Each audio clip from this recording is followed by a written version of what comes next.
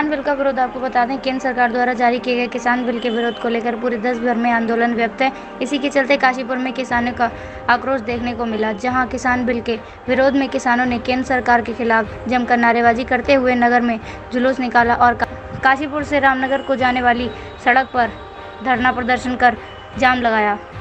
तानाशाही इस देश में जो चल रही है, इस तानाशाही को ख़त्म करने के लिए आज इस काशीपुर का किसान आज रोड पे, पूरे देश में सारा किसान इस बिल का विरोध कर रहा है।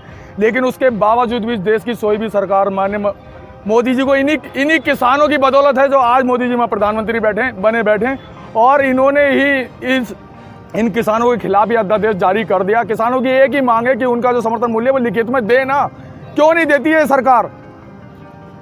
इनकी मंशा खराब है ना। ये हमें पहले की भांति गुलाम बनाना चाह रही है इस देश के किसानों को, जो देश का किसान अब गुलाम नहीं बनेगा। आज सड़कों पे जिस हद तक भी जाना पड़ेगा इस देश के किसानों को और उनके औलादों को, आज पूरे किसान पुत्र यहाँ इकट्ठे हैं और आज वो दिखाएंगे इस काशीपुर के किसान पुत्र की वो क्या सरकार क्या करेगी और ये हम क्या करेंगे। अपने हक की लड़ाई आज हम लड़ रहे हैं और इसके लिए जो भी कुछ करना पड़ेगा उस हद तक हम जाएंगे।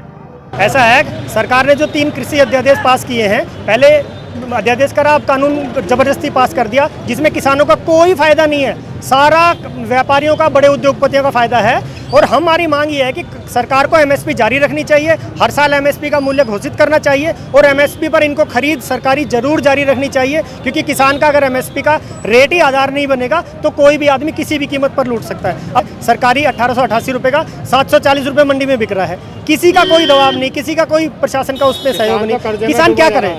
लुटा पड़ा है, पिटा पड़ा है, सड़कों पर उतरना मजबूरी हो गई उसकी। जब नहीं सुनोगे तो उबाल तो बाहर निकलेगा ही, और वो इसलिए सड़क पर है आज।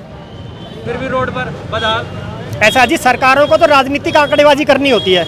इनको, सरकार को किसानों के सरोकार से कोई मतलब नहीं है। आंकड़ेबाजी से राजनीति चलाते हैं। किसानों की ना खेती चल पाती, ना घर चल पाता। किसानों का तो साथ धरातल पर काम होना चाहिए, धरातल पर नीतियां उतारनी चाहिए। ये कागजी कार्रवाई तक सीमित रह जाते हैं, एसी कमरों में बैठे रह जाते हैं। हम लोग गर्मी में और सड़क पर उतरने को मजबूर हुए हैं क्योंकि ये हमारे खिलाफ है और हम अपना हक लेके रहेंगे। ऐसे नहीं दोगे तो लड़के लेंगे। उग्र आंदोलन जारी रहेगा, चाहे हमें जेल तक जाना पड़े किसानों को। जब तक हमारी मांगे पूरी नहीं होती, हमारा देशव्यापी आंदोलन जारी रहेगा।